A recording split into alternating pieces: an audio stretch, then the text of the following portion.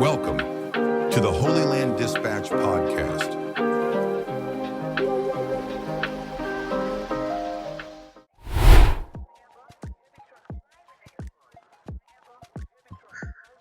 It was an exhibition of progressive virtue signaling in all of its deceptive, immoral, and malicious form. Virtue signaling because, well, they can't help themselves. Immoral because of how they use the holy book to virtue signal. And deceptive because of who these people are and what lies beneath their sheepish presentation. In a video that came to my attention and will shortly come to yours, we see a group of what seems to be a group of religious Jews reading from the Torah.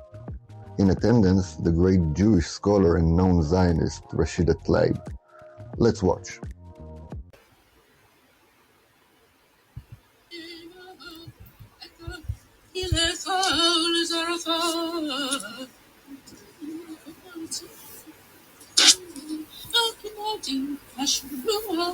אשר נשבעתי לאברהם אביך, הבאתי את זרעך כחומי השמיים,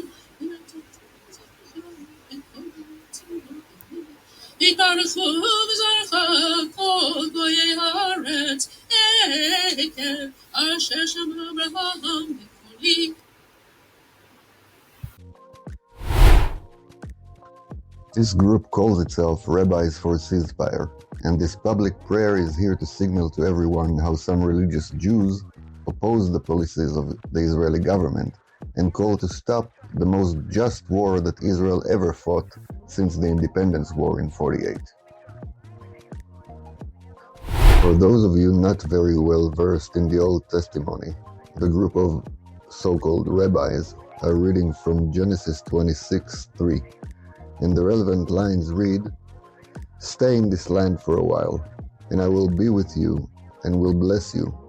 For to you and your descendants I will give all these lands, and will confirm the oath I swore to your father Abraham." So far, it all seems like a very sincere effort to out-compassion the compassionate left. What's wrong with that, you might ask? Note the rising and falling volume in the video. This is not a technical challenge they were facing. It was more, shall we say, a literary challenge. Apparently, the words of God didn't quite feel right to the rabbi when she hit, "For to you and your descendants I will give all these lands." It kind of doesn't sit well with the whole, "Look at us, see how progressive we are" thing of it. Certainly didn't sit well with Rashida Tlaib. So what does the rabbi do? She mumbles and whispers the word of God. She is ashamed of the word of God, for God's sake. Well, I'm not surprised. Let's break it down and understand what we're dealing with here. The group of so-called religious Jews in the video belongs to a stream known as Reformic Jews.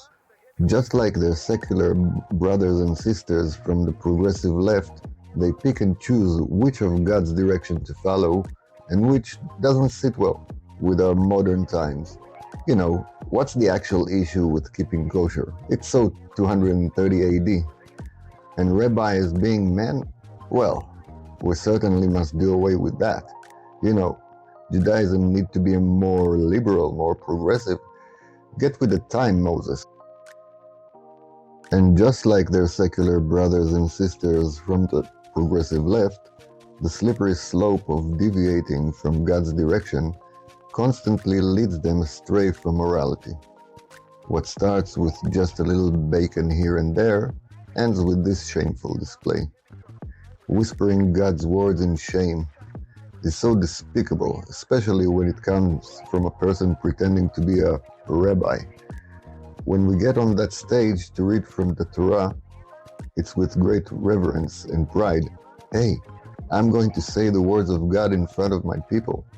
People donate money, sometimes great amounts of money, to have the privilege of doing that. And this miserable pretend Jew is ashamed to say out loud what every person can easily read. For to you and your descendants I will give all these lands. It's not only shameful, it's deceptive and immoral. It's immoral because she uses the holy book in order to deceive other people. It is a heinous offense. To use the holiest of holy in order to break one of the 10 commandments, thou shalt not bear false witness. It's deceptive because she is not representing Judaism at all, but a progressive movement that in many ways is farther away from God than secular people are. I have no problem with secular folks, by the way. They say what they think and live based on their belief. This week we read Moses' speech to the people of Israel, the one we call the speech of blessings and curses. I wrote about it in relation to the way some anti-Semitic trolls abuse it in order to spread their garbage. You can read it in the link in the comments. In this speech, Moses lays out in great details and the strongest of language the consequences of following God's direction versus ignoring them. It's a simple outline of the reality we live in, as viewed by Judaism, and lays out the moral, ethical, spiritual laws of our world. Follow God's directions and you will move towards achieving the goal for which you were brought into this world. Ignoring them, and the results will have the potential to be called hell. It's as simple as that, if we have to summarize this awesome speech. These progressive reforming Jews decided the laws of God's world no longer apply, and they can choose to zig and zag between the paths that Moses outlined so clearly. Well, God permits that. You actually can choose to try to do this tightrope act. But whether you realize it or not, and this virtuous singular progressive certainly didn't realize it yet, they actually made the exact same choice outlined in the curses part of Moses' speech.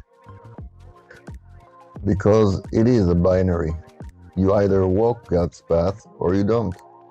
But the people are confused. These people are confused. And in their confusion, they decided to please the people who want to harm the Jewish state and whisper God's words in shame.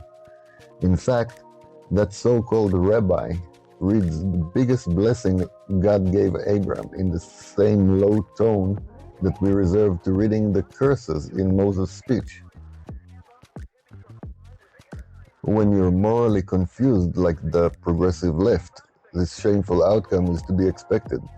After all, God promised through Moses, "This day I call the heavens and the earth as witnesses against you, that I have set before you life and death, blessings and curses.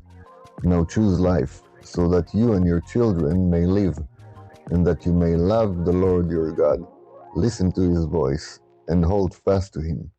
For the Lord is your life, and he will give you many years in the land he swore to give your fathers, Abraham, Isaac, and Jacob."